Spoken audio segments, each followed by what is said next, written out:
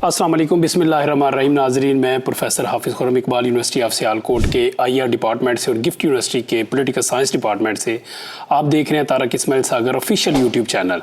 बहुत शुक्रिया कि आपने अपना कीमती वक्त इस चैनल को दिया।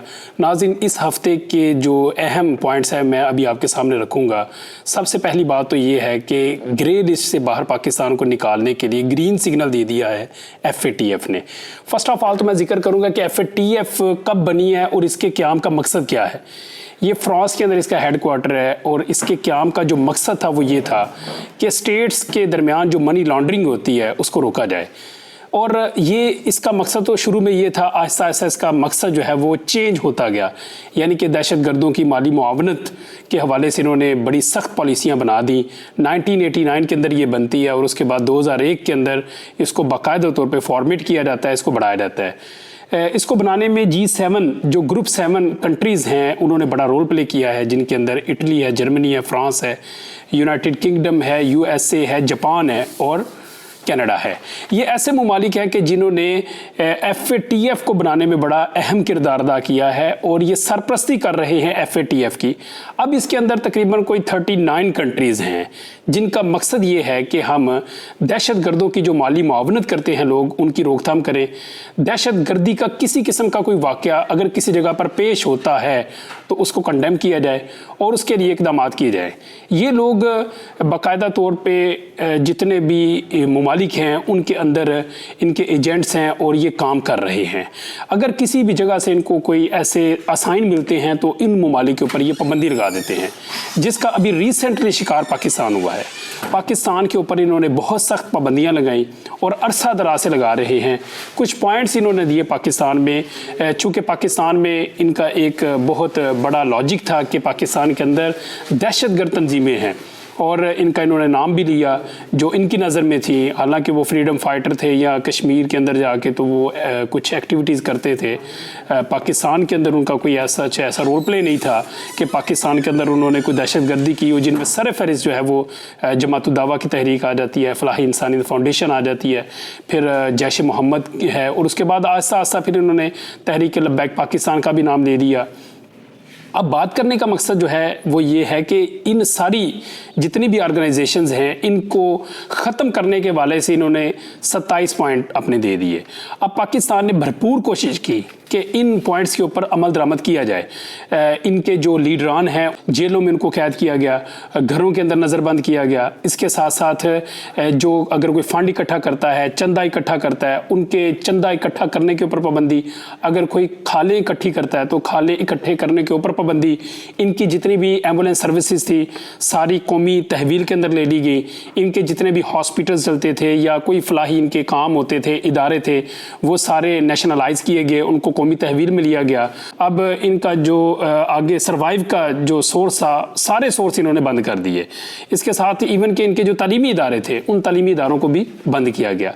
तो ये इसके पीछे कड़ी शराइत थी FATF की और अमल दरामद करवाया पाकिस्तान की जो गवर्नमेंट है, जो भी आई इसमें पाकिस्तान तहरीक इंसाफ ने बड़ा अमल दरामद करवाया। उसके बाद ज़ाहिर है अभी तो नून लीग को आए चंद माह हुए हैं या चंद दिन हुए हैं।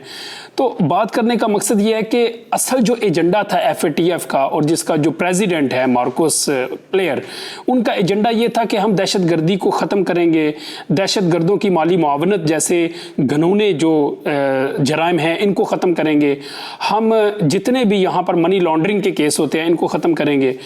सवाल यहाँ पर कुछ ये पैदा होते हैं कि पहले नंबर पे तो ये कि FATF की ग्रे लिस्ट से पाकिस्तान निकल क्यों नहीं रहा। हालांकि यहाँ पे किसी किस्म की कोई भी अब ऐसी एक्टिविटी हमें किसी ऑर्गेनाइजेशन की नज़र नहीं आती। ना हमें चंदा मांगने वाले नज़र आते हैं, ना हमें खालें इकट्ठी करने वाले नज़र आते हैं, ना ही पाकिस्तान के अंदर किसी किस्म के कोई भी कैंप हैं कि जहाँ पर कोई ट्रेनिंग हो रही हो। इस टाइम किसी भी किस्म के कोई कैंप नहीं है किसी भी इलाके में।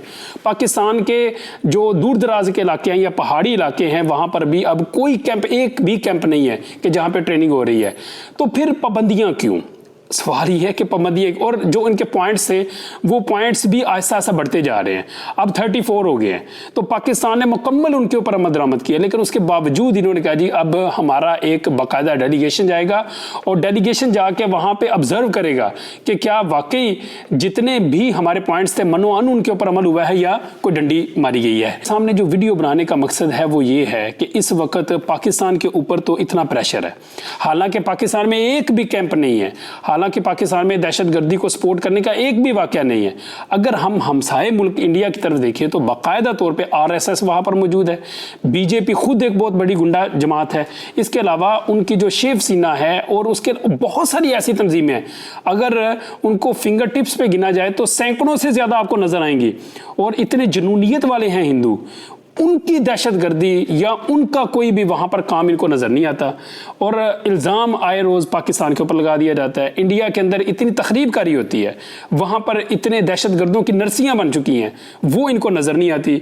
और इसके अलावा जो बरतानिया है जिसने FATF की सरपरस्ती की हुई है, पाकिस्तान के अंदर और पूरी दुनिया के अंदर जितने भी घिनौने जराइम के अंदर लोग शामिल होते हैं, उन सबको पनाह देने के लिए अगर सर फहरिस्त मुल्क है तो वो बरतानिया है। आप देख लें पाकिस्तान के अंदर अल्ताफ हुसैन जैसे बंदे को उन्होंने पनाह दी हुई है, अगर नवाज शरीफ के ऊपर यहाँ पे करप्शन केसेस हैं तो बरतानिया उनको पनाह दे रहा है। आप देखो कि जितने भी आपको बड़े बड़े गुंडे टॉप के डॉन जो हैं वो नजर आएंगे तो बरतानिया के अंदर नजर आएंगे और वो उनको पनाह देता है। यानी इनडायरेक्टली फिर सपोर्ट भी टेररिज्म को कौन कर रहा है? बरतानिया।